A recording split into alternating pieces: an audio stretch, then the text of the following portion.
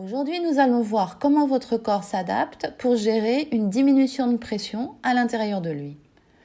La diminution de pression s'explique par un blocage diaphragmatique en position expiratoire, c'est-à-dire que la contraction du diaphragme est limitée. Celui-ci descend peu. La cause peut venir d'une douleur importante dans le ventre qui empêche le diaphragme de prendre appui par un simple réflexe de sauvegarde du corps qui cherche à limiter la mobilisation de la zone douloureuse. Si on vous enlève un organe, vésicule biliaire, partie de l'intestin, utérus, c'est parfois nécessaire, mais on ne vous remet jamais rien à sa place. Cela veut dire qu'on vous enlève des organes qui étaient nécessaires à l'équilibre des pressions. Vous vous retrouvez avec moins de pression dans le ventre, mais tout le monde s'en moque, car cela va prendre quelque temps avant que les conséquences de cette ablation se voient sur votre posture. Fatalement, on vous dira que votre périarthrite d'épaule ou que votre arthrose de hanche sont la faute à pas de chance, pas que c'est l'ablation de votre organe qui en a amplifié les risques d'apparition. En effet, il va bien falloir que votre corps gère cette diminution de pression. Et vous allez vous retrouver à vous enrouler sur vous-même, comme le montre le schéma que je viens de mettre sur votre écran.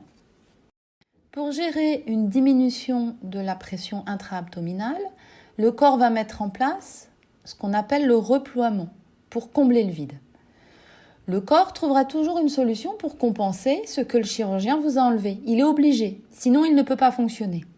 Sa technique de compensation crée un enroulement des épaules, un abaissement des côtés du sternum, une augmentation de la crispation des muscles du ventre, ce qu'on appelle un ventre de bois, qui est dur en permanence. Elle crée également une modification de la posture naturelle de votre hanche, qui se rigidifie petit à petit en flexion, adduction, c'est-à-dire se resserre vers l'autre, et rotation interne, c'est-à-dire tourne vers l'intérieur. Il suffit de quelques millimètres de décalage dans ces dimensions articulaires pour que la tête de votre fémur vienne appuyer en permanence, et un peu trop, sur votre cotyle au niveau du bassin. Ainsi, cette partie de votre os s'use de plus en plus. Des mécanismes d'épaississement de l'os se mettent en place pour essayer de limiter la casse. Mais au final, ça fait mal et on vous annonce que vous avez une coxarthrose, l'arthrose de hanche. Vous entamez la ligne droite vers la prothèse de hanche. Vous auriez été prévenu qu'une ablation d'organes peut vous en faire arriver là. Vous auriez pu apprendre à compenser. Vous auriez pu aider votre corps dans sa gestion et vous auriez pu protéger vos hanches. Mais on ne vous a rien dit. Voilà encore un exemple flagrant de ce qui m'a poussé à orienter mon métier vers la prévention. Au niveau des genoux, cette exigence d'adaptation pourra créer des valgus, les jambes en X, avec risque accru d'arthrose du compartiment externe du genou. On peut également retrouver des problèmes de périnée, mais pas pour les mêmes raisons. Dans cette configuration, votre périnée est en travail constant, car vous êtes toujours en train de le serrer, de le crisper, ce qui ne facilite pas les rapports sexuels et favorise également les infections à ce niveau. Les incontinences urinaires d'effort proviennent souvent de ce périnée qui est fatigué du travail constant qui lui est demandé et il n'est plus capable d'en faire plus. Pour ce qui est de la colonne vertébrale, on retrouve dans ce type d'adaptation une augmentation de la syphose dorsale, dos rond, qui amplifie l'enroulement des épaules.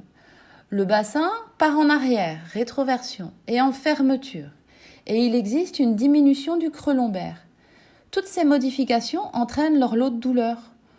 Vous allez en retrouver quelques-unes que vous connaissez, les névralgies cervico-brachiales, les périarthrites d'épaule, douleurs chroniques de l'épaule, qui peuvent s'aggraver par des douleurs de coude. Vous comprenez maintenant pourquoi les 30 séances de kiné ciblées sur votre épaule douloureuse n'ont pas donné beaucoup de résultats. Votre épaule subit les tensions qui viennent du ventre. Les chaînes musculaires créent des tensions adaptatives du milieu de votre dos au sommet de votre crâne, en passant par votre bras tout entier, y compris vos doigts. Votre omoplate est engluée dans cette série de compensations et votre épaule trinque. Ne s'intéresser qu'à votre épaule pour faire diminuer la douleur et forcer dessus pour retrouver de la mobilité sans la libérer de ses bourreaux est juste incompréhensible pour moi. C'est même rageant car les patients dépités et convaincus que l'on a fait le maximum pour eux finissent au pire par croire qu'ils sont foutus et dans le meilleur des cas que la kiné ne sert à rien. Chez les adolescents, on retrouve les douleurs causées par un dos rond ou une maladie de Scheuermann. Nous avons déjà parlé du ventre de bois, de l'arthrose de hanche ou de leur perte de mobilité. Au niveau des genoux, une perte de mobilité des genoux en extension, donc difficulté à tendre la jambe complètement, et douleurs de rotule sont à prévoir. Car lorsque le genou reste toujours un peu plié, la rotule est en permanence plaquée contre l'os et le cartilage s'abîme plus vite. Si cette vidéo vous a plu, n'oubliez pas de liker et abonnez-vous à ma chaîne pour connaître la suite. À très bientôt pour une nouvelle vidéo où vous comprendrez l'évidence psychocorporelle de tout traitement des inconforts et des douleurs.